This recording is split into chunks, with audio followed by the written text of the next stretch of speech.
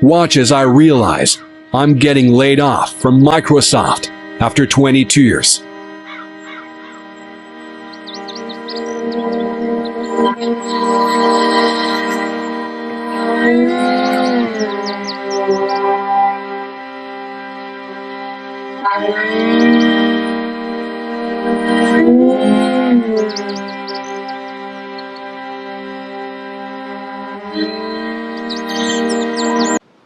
So it's my first day as a Microsoft ex-employee.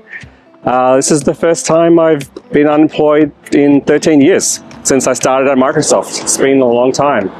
Don't really know what to do with myself, so decided to go for a walk and in the sun pick up my son from school. My wife's here too.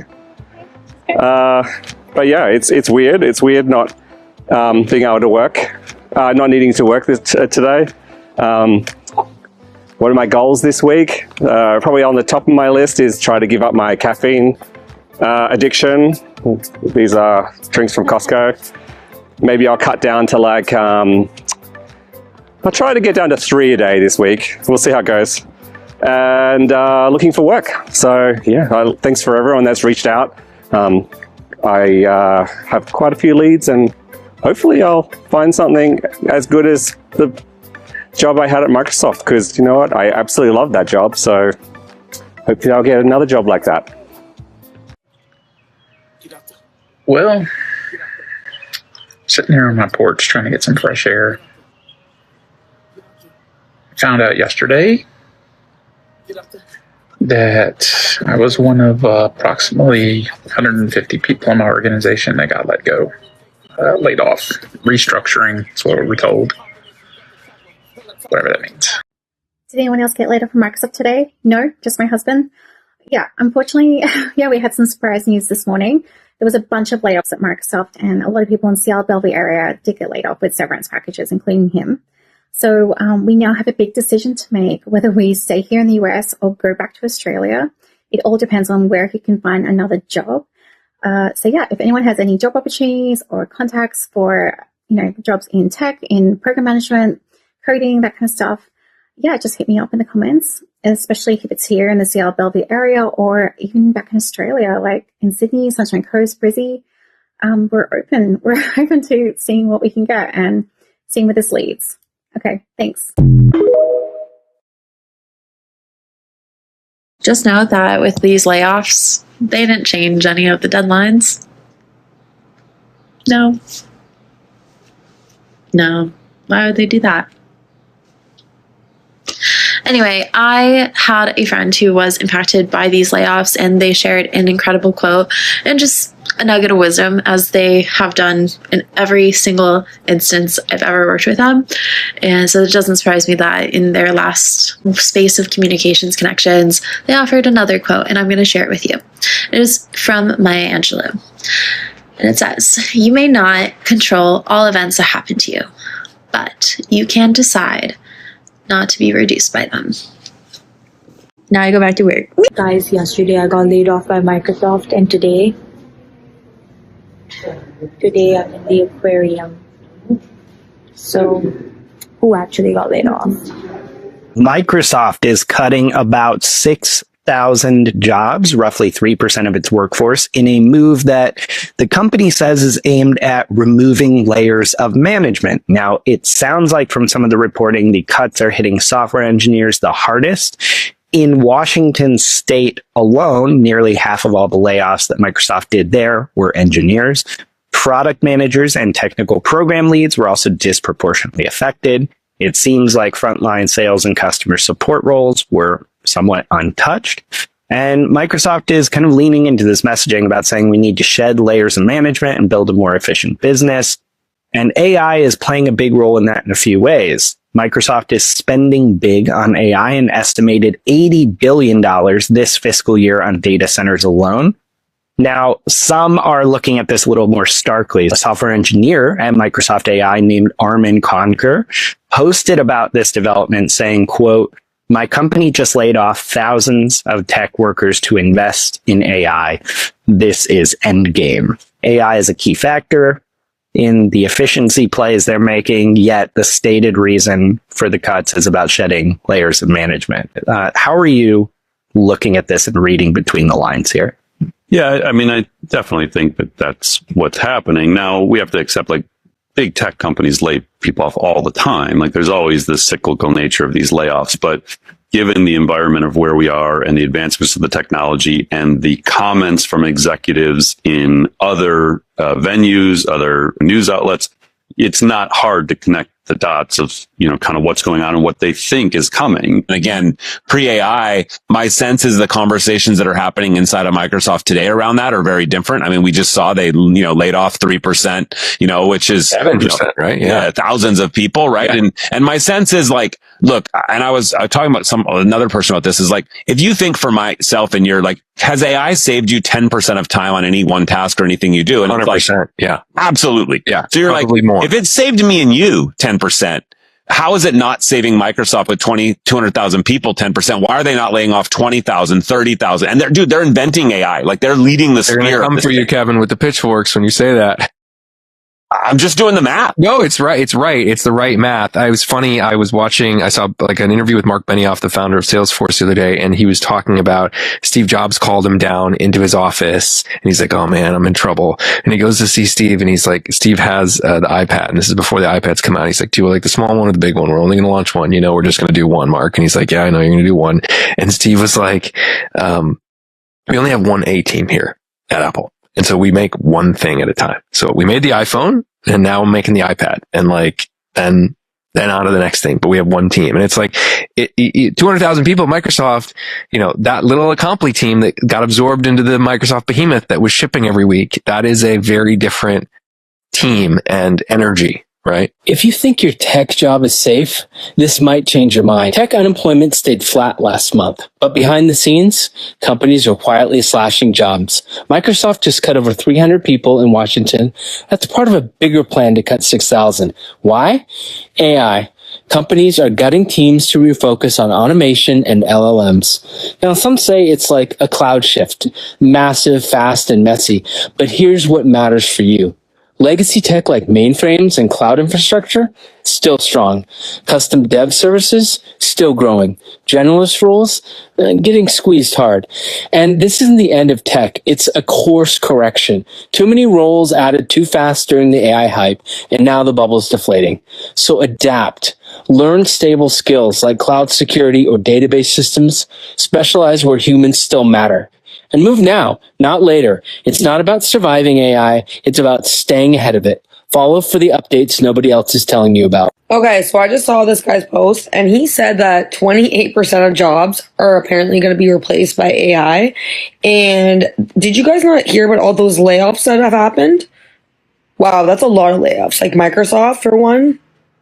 Hey, corporate Gen Xers, just a heads up. It looks like Microsoft has launched the next tactic in the profits over people playbook. And this one, they're not even pretending anymore. I'll put the article up. I saw that they've launched performance-based layoffs in an effort to improve the overall quality of the organization, which sounds fine, right? In theory, if you have very clear, defined metrics and what the performance criteria is, maybe you could sell it on me. But it seems like, in what I'm hearing, is the criteria is really subjective and it's not clear. There's no transparency on what makes a high performer and what doesn't make a high performer. It seems really subjective at the layer.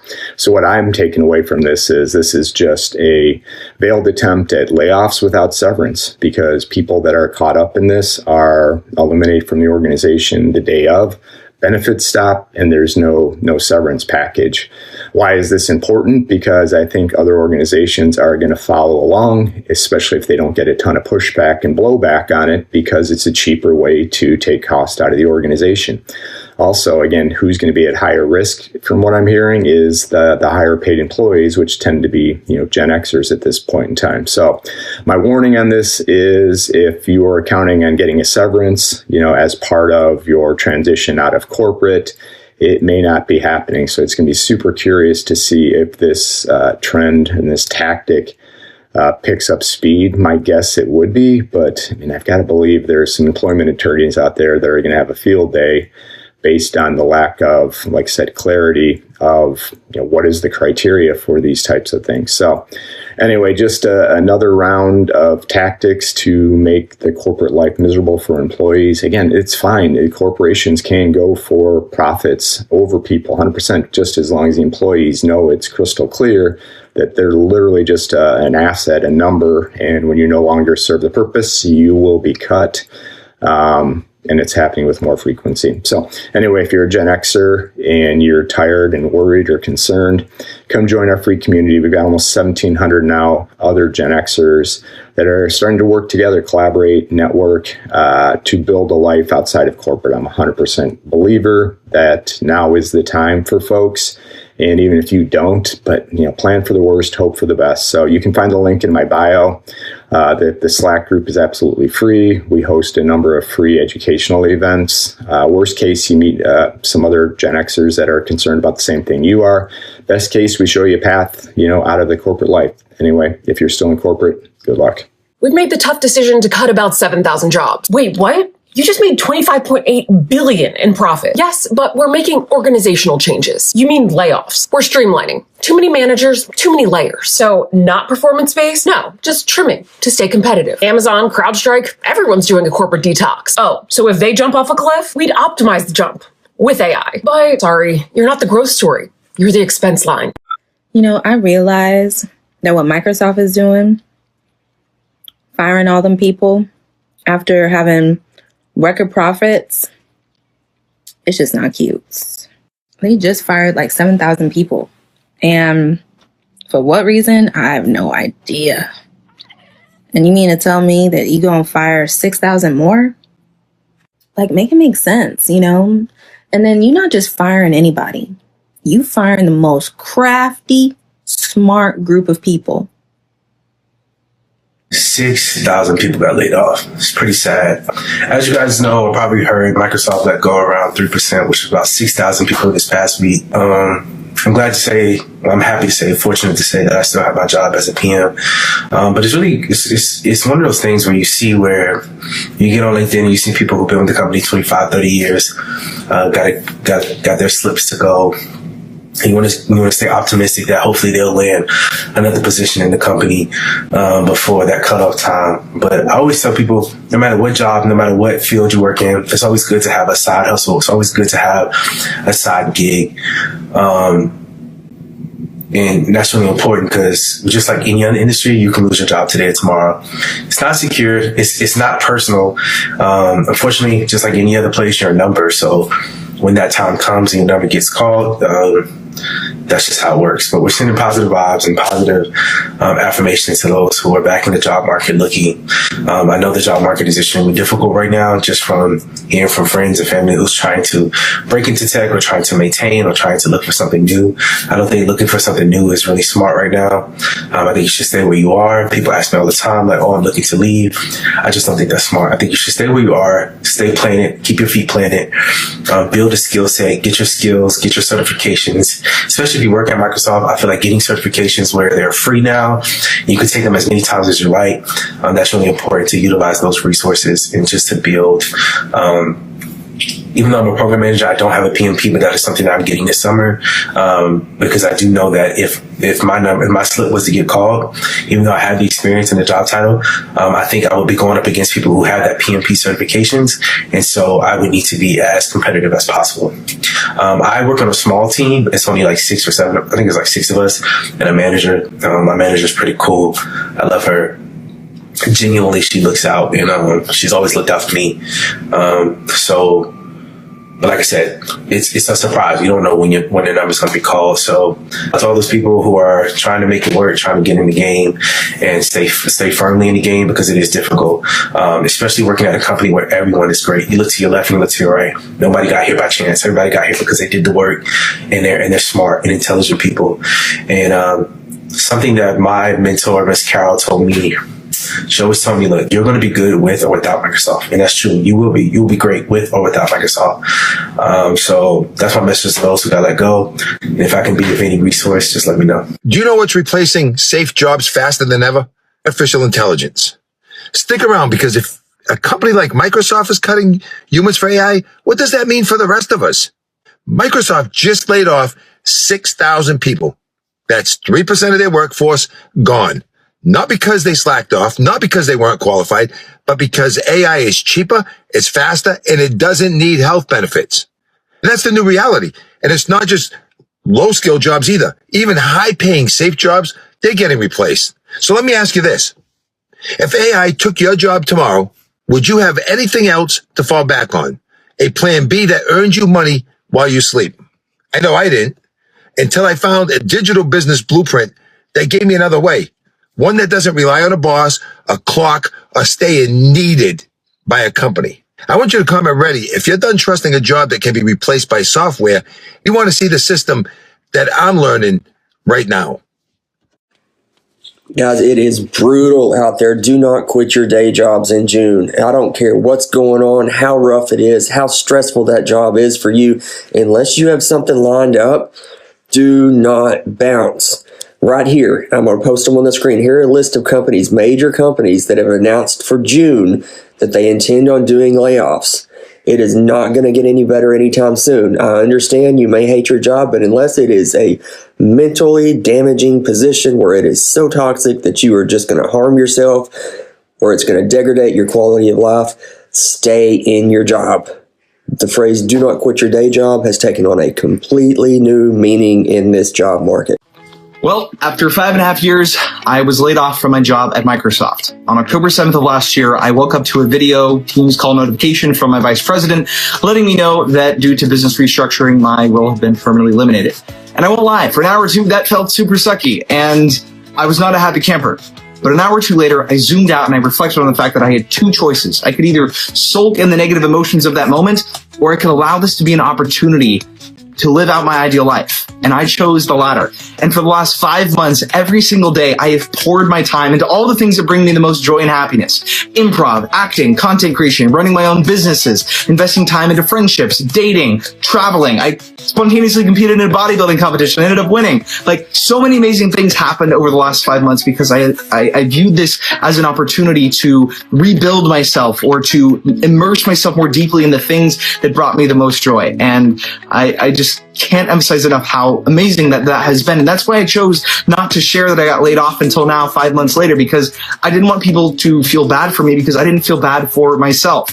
And I fully acknowledge that it is not the lived experience of everyone getting laid off. But I do believe that you have a choice of how you react to the things that happen to you and how you perceive the world around you. Even if that means that you've gotten laid off, choose to redefine your world for the betterment of your life and those around you. So I've been seeing this comment a lot, and I don't know if any of you work for jobs that you actually like what you're doing. I'm not loyal to Microsoft. I'm loyal to my friends that I work with, and I liked what I did. I wanted to keep doing it. I really enjoyed my job. Now, can I find another job? Sure. And will I find another job? Sure. But, you know, after working someplace for that long and the last 10 years on the same team, just kind of sad.